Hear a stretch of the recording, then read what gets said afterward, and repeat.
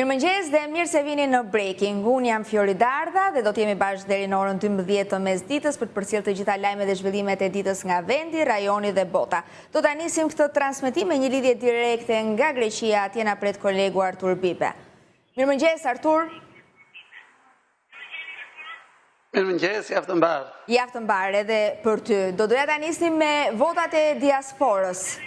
Greqia shkaktoi vërtet shumë reagime, ishin kutit e fundit që u numëruan, dhe do doja le të themi një opinion nga ana jote, duke qenë se e ke ndjekur gjithë procesin dhe ne kemi diskutuar shpesh në lidhje me problematikën që ka dalë her pas here në shtetin fqinj pikërisht përsa i përket votës diasporës. Madje ka patur denoncime edhe sepse numri i zarfave nuk përkonte me numrin e fletëve të votimit, gjë që është sqaruar më pas. Si e ke parë gjithë këtë proces?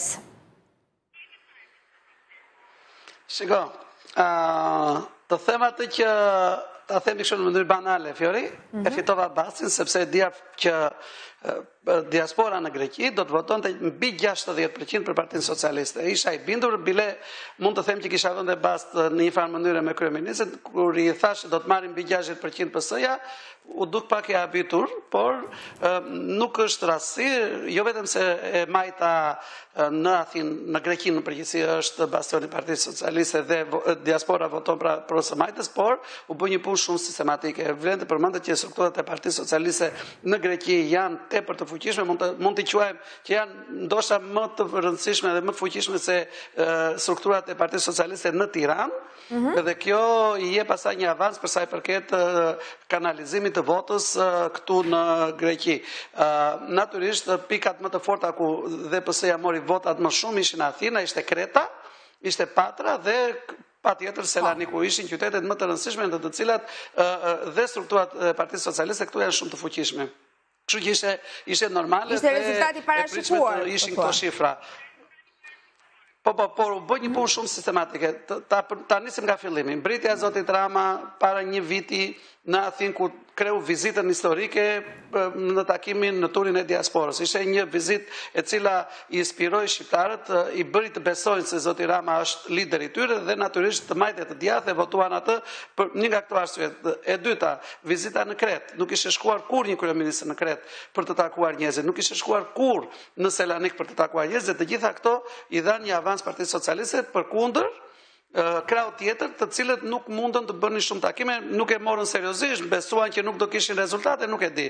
Dhe nga ana tjetër, po të shikoni, prania e opozitës me njerëz të cilët në Greqi kanë një opinion negativ, nuk po i përmend emrat, i inspiroi akoma më shumë dhe i mblodhi bazën e Partisë Socialiste që të shkojnë dhe të votojnë pro PS-s, përkundër njerëzve të cilët përkrah liderit të opozitës këtu në Greqi, duket që janë shkaktar të shumë të këqijave për emigrantët dhe kjo rryma e ekstremit të djathtë që në një farë mënyrë tani në një pjesë të demokracisë së re po triumfon, duket pra se prania e tyre krah zotit Berisha krijoi një problem jo të vogël. Aq më tepër dhe kur vizita e zotit Berisha në zonën e jugut ishte pikërisht me këta persona. Kështu që njerëzit duke parë krah zotit Berisha këta persona vendosën të japin votën PS-s. Janë shumë arsye patjetër, por ato më evidentet po se harrojun. Qartë. Mbi të gjitha është puna e mirë që u bë. Dhe po të shikojmë një analistë të qarkjeve, Fiori, duket qartë që në qarkje të cilat erdhën njerëz nga Tirana dhe u morën shumë seriozisht strukturat këtu, ka shifra të papara. Për shembull, nga Vlora arriti 70% vota e emigracionit pro PS-s. Pse? Sepse njerëzit e Partisë Socialiste këtu dhe njerëzit e ardhur nga qarku i Vlorës punuan 3 muaj, 4 muaj para, shtëpi më shtëpi. Do thënë kanë një database të paparë dhe shkonin shtëpi më shtëpi. Berati po ashtu, Gjirokastra po ashtu. Flasim për struktura të tëra që erdhën dhe merreshin shtëpi më shtëpi, takim më takim, i gjetën të gjithë emigrantët. Pra kanë bërë fushat të mirë fillt dhe Po dhe nuk ishin patronazhist, se këtu nuk shkon patronazhizmi, nuk ka patronazhist këtu në Greqi, nuk shkon ajo, sepse emigrantët nuk kanë asgjë që të kërkojnë për këtu nga qeveria. Kështu që ajo që donin stabilitet politik, donin një forcë progresive ta quaj unë, sipas deklaratave të zotit Rama, mos të quajmë dhe ne jemi zëdhënës qeverisë tu, po sipas të thënave të zotit Rama, po mundoi Partia Socialiste për ta çuar vendin në Bashkimin Evropian. Shqiptarët tu kanë vojtur shumë me dokumenta dhe hyrja e vendit në Bashkimin Evropian indimon ata për të ligjëruar, për të patur dokumenta të sigurta dhe afatgjata, kështu që një nga arsyet ishte edhe kjo. Pra premtimet e zotit Rama për hyrjen në Bashkimin Evropian, indirekt u japin një avans dhe një ndim të madhe për sa i përket leve të qëndrimit që themi të vërtetë fjori është,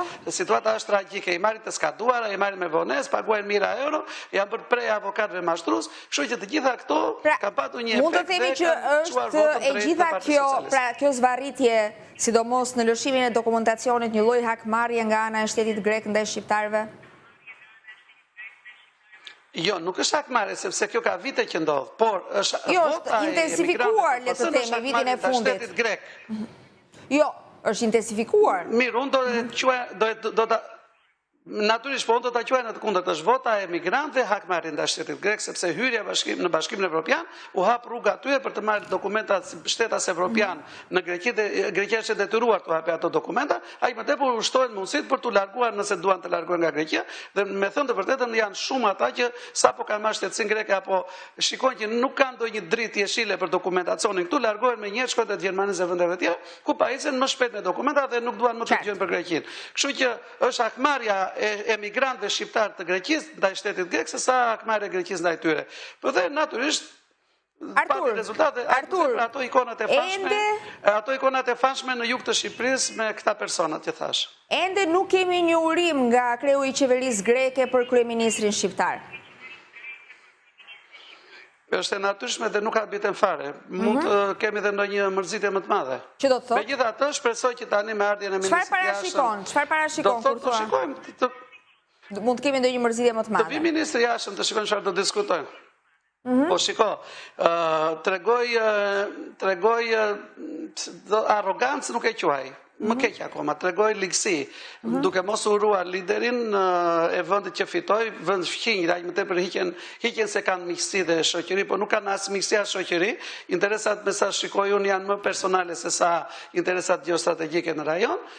U bën pak xheloz për përqafim me zonjën Meloni dhe më tregoj nuk më lash jetë të mirë. Prisja që zoti Mitsotakis të paktën t'i bënte një urim zyrtar dhe ajo tjetra që prap më mërziti, ndoshta e kishe një arsye dhe një justifikim, por prap brenda vetes time nuk besoj. U dërgua në Shqipëri presidenti i Greqisë, është një rol komplet honorifik dhe nuk ka asnjë vlerë politike. Ndërkohë që vetë zgjodhi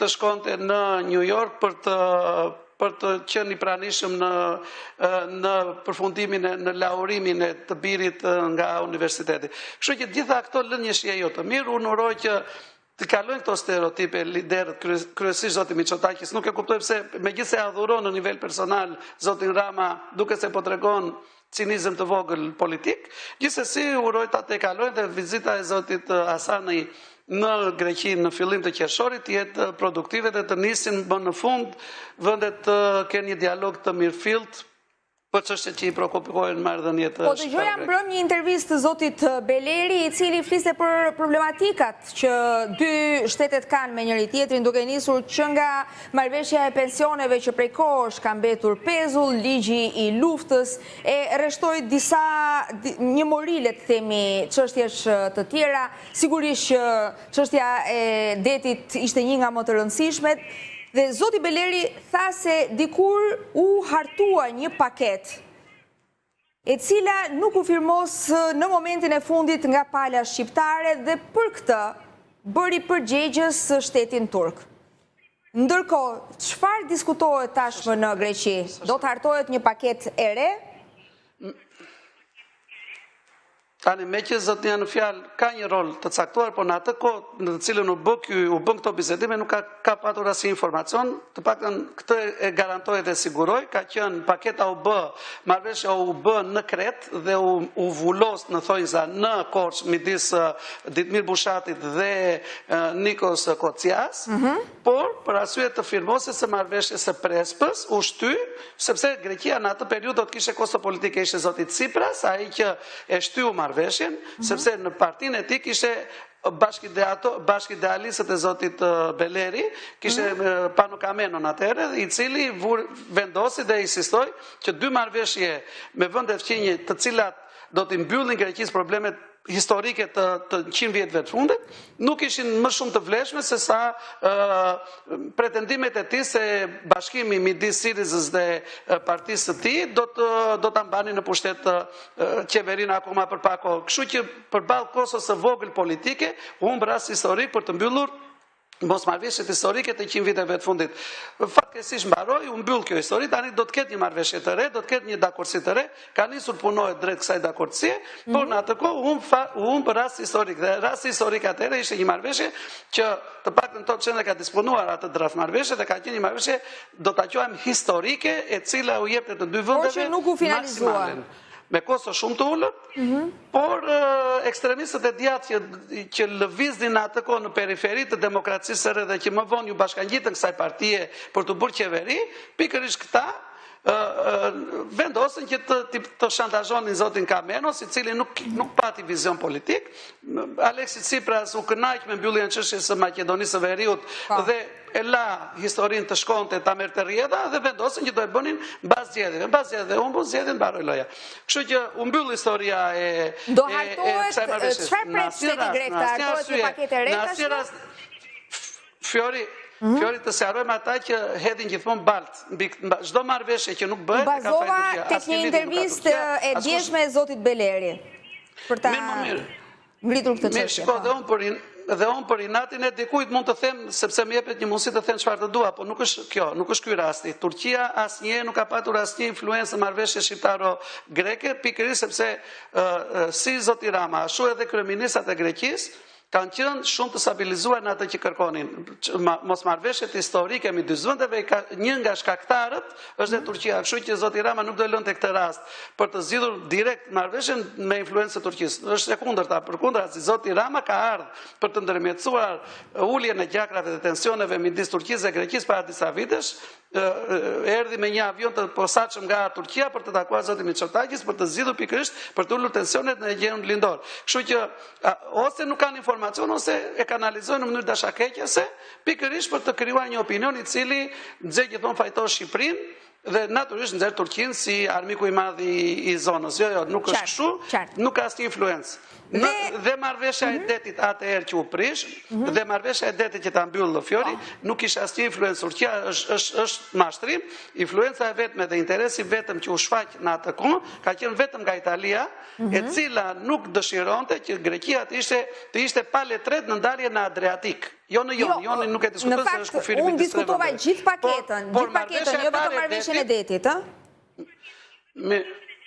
jo, po e detit është ajo që na dëm të gjithë. Marrëveshja e detit të asaj kohë që u anullua, e nxirrte sepse ishte një marrëveshje që u bë në buzuqjet e Korfuzit, dhe për këtë e din shumë mirë ata që kanë firmosur, dhe Top Channel zbuloi atëherë dhe me video dhe me pamje që u firmosën hartat në buzuqjet e Korfuzit, dhe aq më tepër bën një marrëveshje në këmbë dhe pa stabilizuar dhe pa matur mirë, me terma juridik të mirë, por në terma praktik skandaloz. Dhe prandaj Shqipëria e anulloi atë marrëveshje dhe bëri shumë mirë për të qenë të barabartë një tryez tjetër. Por nuk do të ketë një marrëveshje të re Fjori nëse palët nuk dakordsojnë para se të shkojnë në Hag.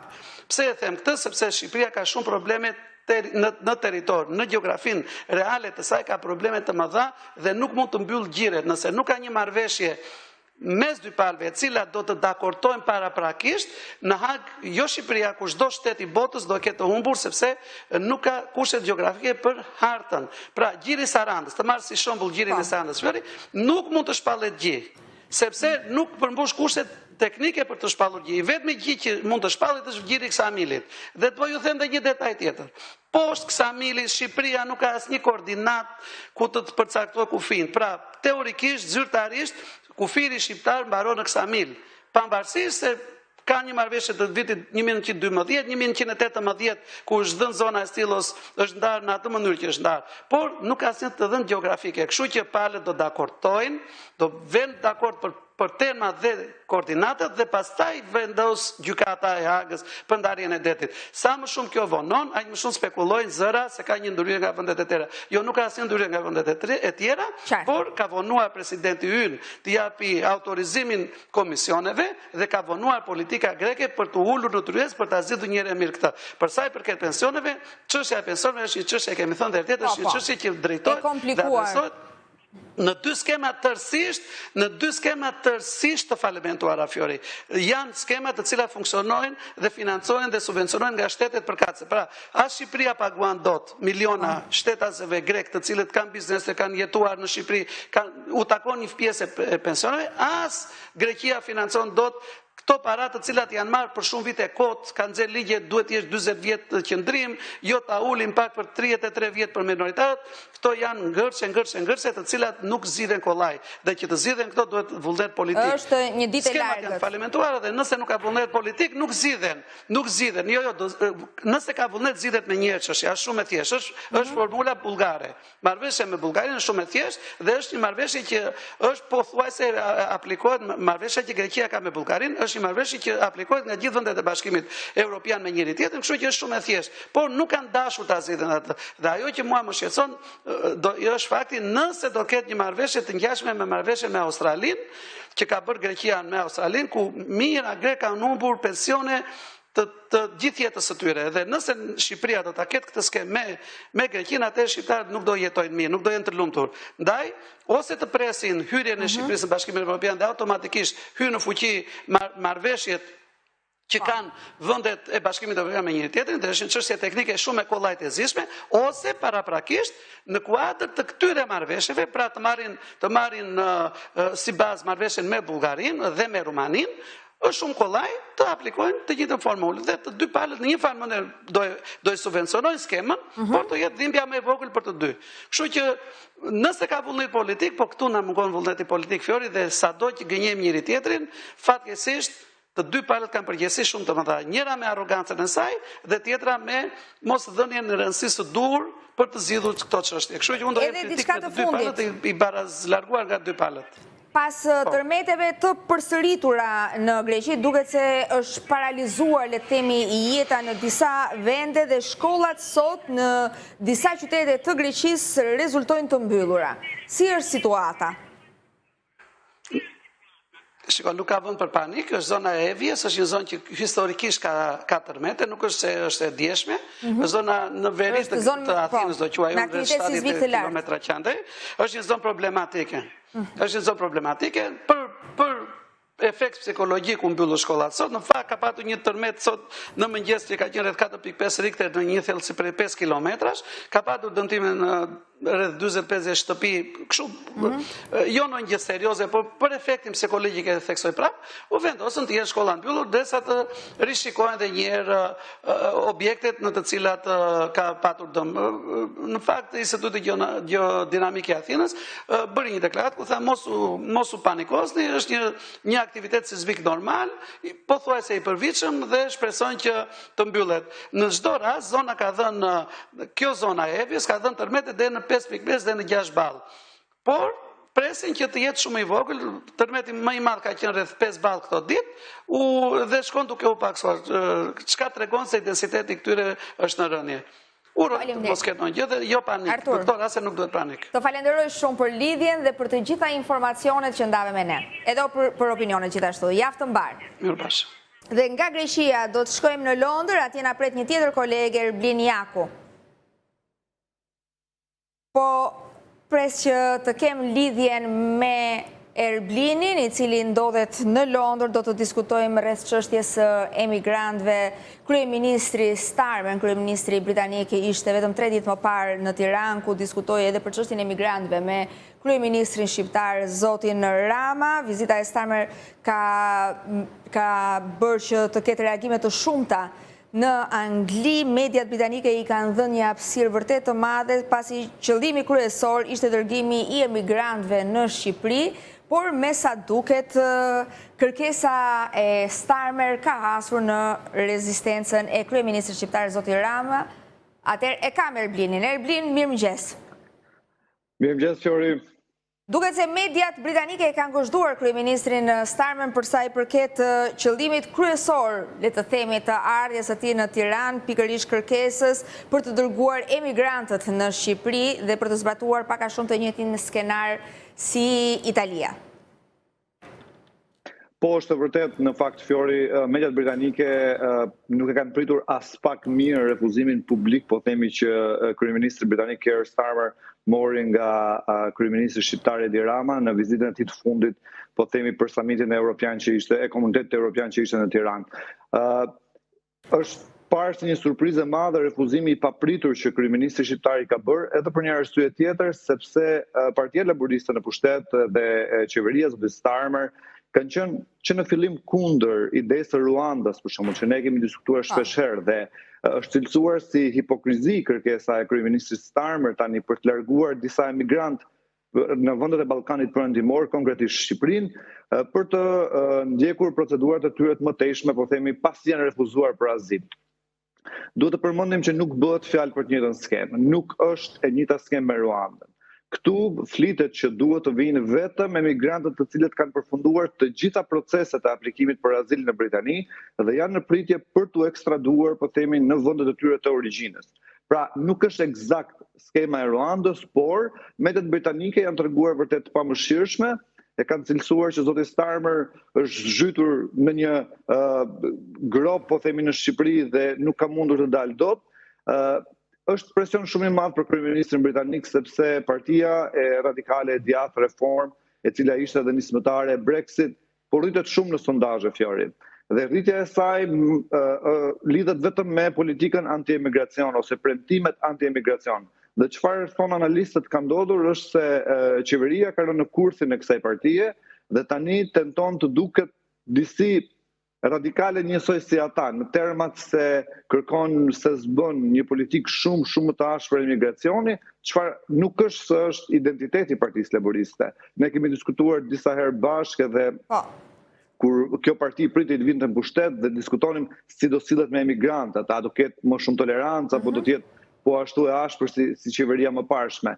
E vërteta është se nuk e ka në identitetin e saj, por po tenton të duket edhe më shumë e ashpër, vetëm për të përmbushur, si të themi, kërkesat e qytetarëve britanik këtë momentit që kërkojnë një politikë më të ashpër ndaj emigracionit. E ashpër po pa një zgjidhje. Ky është problemi i madh dhe prandaj zgjidhja që ata kërkojnë dhe mendojnë të paktën që psikologjikisht do ta ndikojë shumë opinionin publik, është kjo ideja e kampeve në Shqipëri, pra modeli italiano-shqiptar, le ta quajmë kështu, për ta kuptuar më thjesht publiku, pra në qoftë se Britania mund të ndërtonte një skemë të njëjtë me modelin italian. Duhet ta përmendim që ky është një model që edhe Bashkimi Evropian e ka përqafuar disi, e ka quajtur inovator etj. Nuk e dim realisht sa funksionon, sepse ne nuk e kemi mundur ta testojmë as nëse me Italinë ka funksionuar, nuk e dim nëse në Itali janë ulur numrat e emigrantëve. Jo, sepse dhe atje ka patur problematika të mëdha, sigurisht që kanë kaluar në një sër procesesh, seanca gjyqësore pafund, kështu që edhe në Itali është krijuar ngërç i madh për sa i përket kampit të emigrantëve, të kampeve të emigrantëve të ndërtuara në Shqipëri. Por gjithsesi, që në kryet e erës, kryeministri Rama e kishte bërë të qartë që kjo marrëveshje do të funksionojë vetëm me Italinë si një borxh i madh që populli shqiptar ka ndaj popullit italian.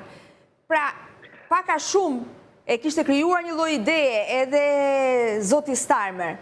Pse ishin pritshmëritë kaq të larta? Po, pritshmëritë janë disa arsye, mendoj unë, Fjori, sepse shumë nga ato çfarë ato diskutojnë nga bisedat që po themi kryeministrat bëjnë pas kamerave dhe nuk i dim dhe nuk i marrim ndoshta vesh asnjëherë, por nëse do të bëjmë një paralelizëm, do të thosha që Rama e hapi një gjysmë dritarie për zotin Starmer, me kërkesën që bëri për çështjen e emigrantëve shqiptar që janë me dokumenta të regjistruar fillimisht si shqiptar nga Kosova.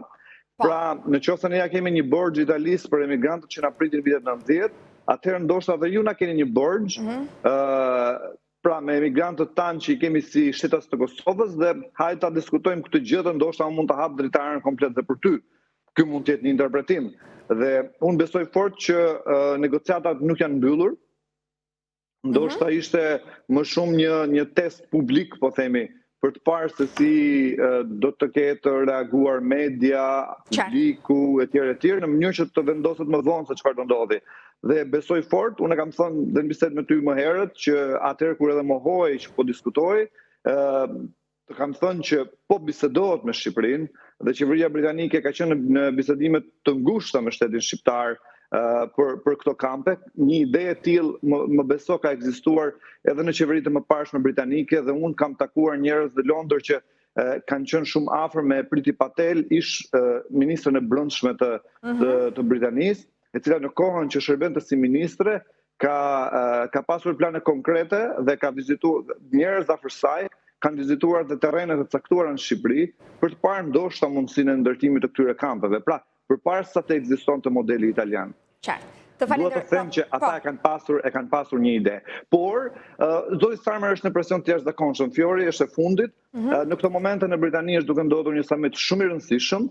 Për herë të parë që pas Brexit, kryeministri britanik është duke pritur të gjithë liderët e Bashkimit Evropian në Londër, sepse po rishikohet marrëveshja e Brexit. Janë duke u verifikuar, janë duke u rishkruar disa negociata, disa pika të caktuara. Mesa duket ka një lloj pendese. Dhe Starmer i ka presion të jashtëzakonshëm. Mendohet që europianët 18 deri në 35 vjeç mund të vinë të rrinë 3 vite në Britani, të punojnë, të jetojnë dhe konservatorët e kanë quajtur një summit dorëzimi. Radikalet e djathtë kanë thënë që në fakt po anullohet Brexit. Kështu që duhet parë deri në mesditë kur dalin me një konferencë zyrtare për të parë çfarë marrëveshje kanë arritur. Por ka shumë presion për emigracionin. Kjo është e gjithë historia. Të falenderoj shumë Erblin për të gjitha informacionet që ndave me ne. Javë të mbar. Faleminderit, gjithashtu. Do të kalojmë në publicitet, rikthehemi vetëm pas pak në Breaking.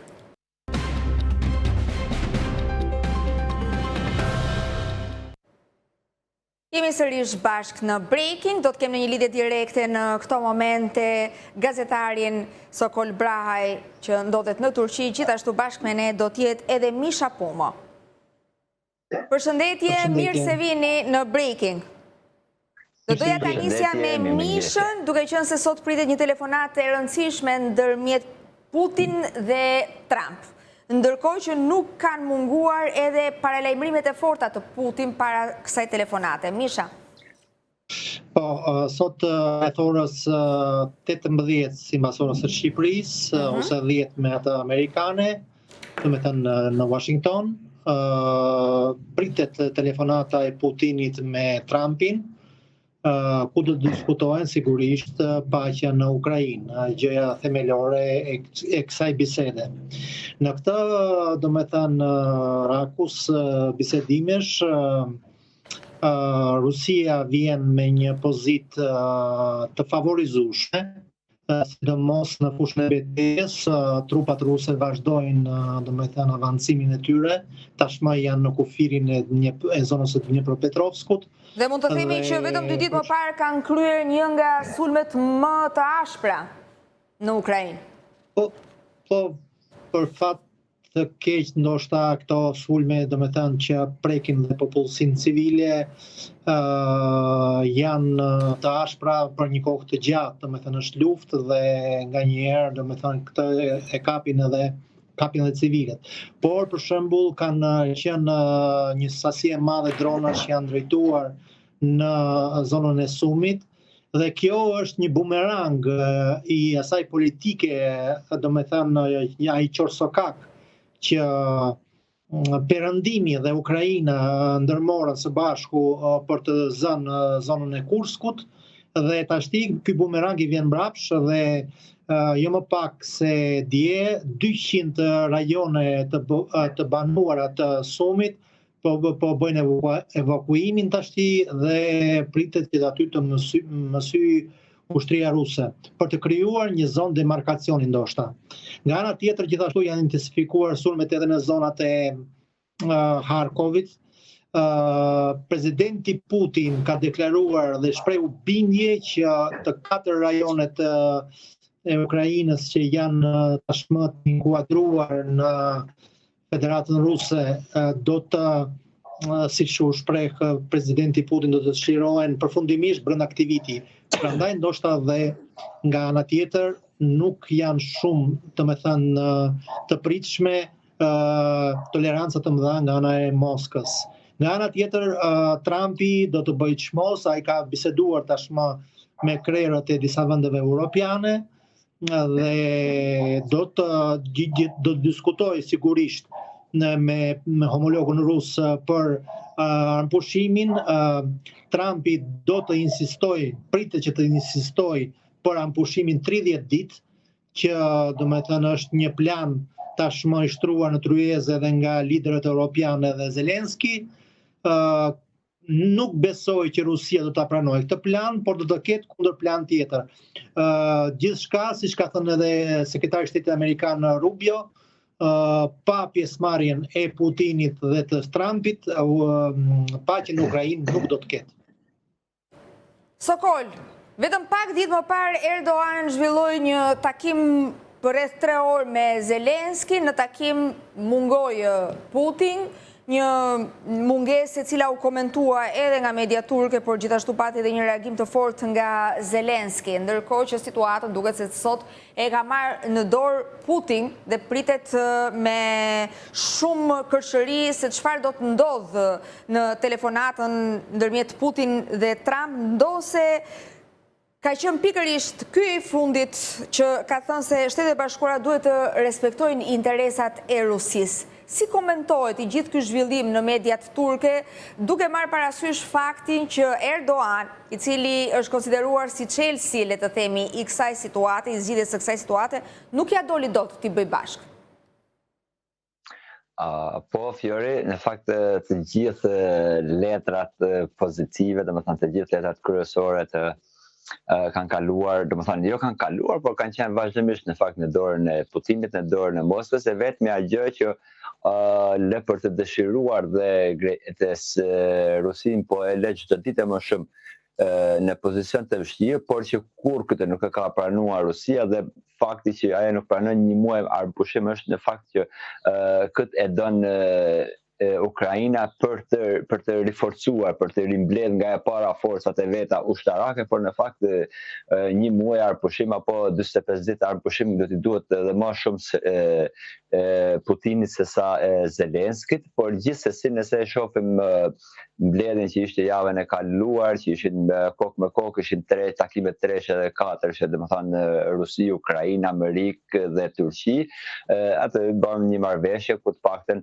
pas 3 viteve ulën përsëri në tavolinë dhe bën marrëveshjen e pengjeve për 1000 persona. Media turka këtë ka trajtuar që është një sukses normalisht i Turqisë, i inteligjencës që kanë bashkëpunuar inteligjenca turke, ruse dhe ukraineze, më në krye të gjithë të tyre duke qenë inteligjenca amerikane, por gjithsesi ulja në tavolinë ka qenë një gjë pozitive, qoftë për Rusinë, qoftë edhe për Ukrainën, sepse aty ku kanë pas ngelur para 3 viteve janë ulur përsëri. Kjo është një gjë shumë e mirë për të gjitha palët, por nëse e shohim tashmë ditët e tjera, nesër në mos gaboj në orët e paradreke, Turqia pret delegacionin amerikan ku do të flitet për të ardhmen e Sirisë dhe kjo është një takim shumë i rëndësishëm, qoftë nga ana gjeostrategjike, por edhe nga kjo që po bëjmë fjalë edhe me mikun ton zotin Mish, domethënë dhe lufta e Rusi-Ukrainë do të jetë pjesë e këtyre bisedimeve, se siç dihet ka një port, ka edhe disa vende shumë të rëndësishme që Rusia i menaxhon prej dekadash në Siri dhe atë do të jetë pjesë e tyre dhe në telefonatën e sotme që do të bëjnë zoti Putin me zoti Trump, edhe aty do të jetë një ndër pikat kryesore pas asaj të parë se cila është lufta me Ukrainën, do të jetë e ardhmja e Sirisë, domethënë Rusia do të ikë nga portet e veta që ka në Siri apo jo, dhe kjo është një gjë po aq strategjike, po aq interesante edhe për Moskën, kurse për Ukrainën tashmë duket që Rusia ka hecë përpara, por kjo hecja përpara e Rusisë dhe shkurja mbrapa në Ukrainës tashmë nga që janë bërë 3 vite, këto kanë qenë vazhdimisht ato dalga që tërhiqen e shkojnë e vinë prapa, por gjithsesi tashmë që edhe koha po fillon të nxehet në atë zonën anena, normalisht që kjo do të jetë jo fort e lehtë as për Putinin, por as edhe për Zelenskin, sepse siç dihet tashmë të paktën nga informata të ushtarakëve të vjetër që janë në pëlqen, thonë që armët shumë më të sofistikuara kanë arritur tashmë nga Amerika, por nga shumë vendet e Europës kanë arritur të hyjnë në Ukrainë dhe këto në fundit këtë fund muaj do fillojnë të përdoren nëse nuk arrihet një armë pushimtore dhe pikërisht për sa i përket armatimeve dhe mënyrës se si po kërcënojnë vendet njëri tjetrin, do doja të pyesja pak Pumën në lidhje me paralajmërimin e fortë që ka bërë Ukraina ditën e djeshme. Rusia do të testojë një raketë balistike ndërkontinentale. Ky është një alarm i madh që është lëshuar nga Ukraina pas sulmeve të një pas njëshme të Rusisë ditët e fundit. Me sa ka të ngjarë kjo raketë që quhet Jars është u dërguar si lajm, por më pas prova nuk u zhvillua, pra raketa nuk u dërgua, pra mund të jetë një sinjal për jo për Zelenskin, jo për Ukrainën, por për Europën, ndoshta. Pra është një mesazh i qartë, përderisa Rusia nuk ka komentuar ndaj pas këtij paralajmërimi të Ukrainës. Jo, nuk e shikon të arsyeshme të jap komente dhe shpjegime europianëve, ata nuk janë për Rusinë partner, qoftë në bisedime, qoftë nga anën konstruktive, ata janë në target duke bërë konfrontime dhe diskutojnë vetëm për forcimin e sanksioneve që nuk japin asnjë lloj rezultati. Dhe do me thënë kjo retorika e tyre është në ndesh me qasjen amerikane, të paktën deri tashti. Sigurisht që presidenti Trump ka deklaruar që Amerika mund të përdorë do me thënë sanksione shkatruese, por nuk vetë presidenti Trump nuk do të dëshironte ti ndërmerrte këto hapa. Nga ana tjetër, presidenti Trump deklaron gjithmonë e ka, domethënë, atë stilin e tij, gjëra shkatruese, sanksione shkatruese, domethënë të gjitha, nga ana tjetër pastaj del, domethënë, jo shumë ashtu siç deklarohet. Por në të fakt presidenti Trump është konsekuent për një gjë. Ai është, domethënë, biznesmen dhe si biznesmen ai vazhdon të diskutojë dhe të shpresojë që mes Rusisë dhe Shtetet e Bashkuara të Amerikës do të vendoset jo vetëm paqe në Ukrainë, por edhe marrëdhënie të mira dhe partneriteti në biznes, pavarësisht nga konkurenca globale që mund të ketë pastaj si në mes tyre.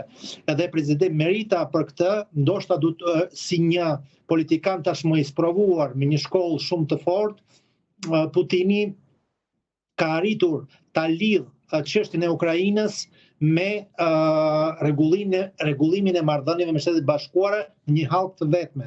Prandaj, domethënë, këto janë të ndërlidhura këto aspekte, pra Ukraina dhe rregullimi i marrëdhënieve me Shtetet e Bashkuara të Amerikës. Misha, çfarë është kjo raketë balistike që Putin po e përdor për të kërcënuar jo vetëm Ukrainën, por edhe vendet anëtare të NATO-s? Nuk është që po tashti në këtë moment nuk ka kërcënime, është thjesht një përmendje simbolike. Është një përmendje simbolike që Rusia vazhdon provat, vazhdon punën për provat me raketën Jars, që është një raketë balistike. Unë si në mungesë të informacionit dhe njohurive si inxhinier teknike, energjisë përthamore, nuk di të shpjegoj se çfarë ka të veçantë kjo raketa Jars, po është një raketë e re që bëjnë prova. Do kaloj pak tek Sokoli për të diskutuar sërish mbi rolin e Erdogan. Presidenti turk ishte në Tiranë vetëm pak ditë më parë, sigurisht që u prit nga kryeministri Rama, po pati takime edhe me liderë të tjerë të Europës. Ajo që bëri përshtypje dhe që është komentuar gjatë është takimi i tij dhe gjua e trupit e analizuar nga ekspertët gjatë takimit me Macron. Macron duket se u përpoq që ti tregonte le të themi pushtet, por si gjithmonë, si një ujk i vjetër, Erdogan diti që ta kthej në favor edhe këtë situatë, duke e mbajtur për çaste të tëra të kapur tek gishti Macron. Si është komentuar e gjithë kjo situatë? Çfarë tregon? Dhe si janë marrëdhëniet ndërmjet Turqisë dhe Francës?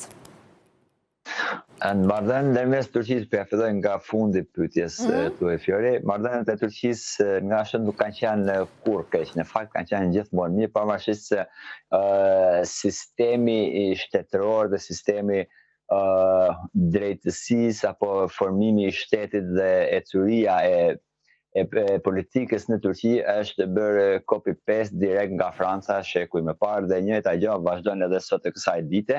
Marrëdhëniet kanë qenë të mira, ka frekuentime, domethënë ka disa gjëra, por sidomos të vitet e fundit, këtë dekadën e fundit, ku Turqia ka bërë një lëvizje spontane në diplomacinë, sidomos në shumë shtetet e Afrikës, aty normalisht ja ka marrë, po thuash, as duke ja zënë vendin e saj në Afrikë, Francës, dhe për ta nuk i ka gjendë mirë, por siç dihet, të jesh 23 vite në qeveri i vetëm si kryeminist dhe si president, ku të gjithë ata aty domethënë janë ka 7-8 vite, 10 vite, edhe janë tamam si kalamajt e këtina, normalisht ja arritet të jetë e pro në çdo lloj takimesh apo lëvizje taktike që bëhen në diplomaci, kurse e tjetra që u fol në Turqi, domethënë ka qenë ndoshta mund të kenë qenë i këto 10 viteve të fundit ka qenë lajmi më i madh që është bërë në të gjitha mediat turke, shumë i madh, dhe unë me thënë drejtën, edhe pse kam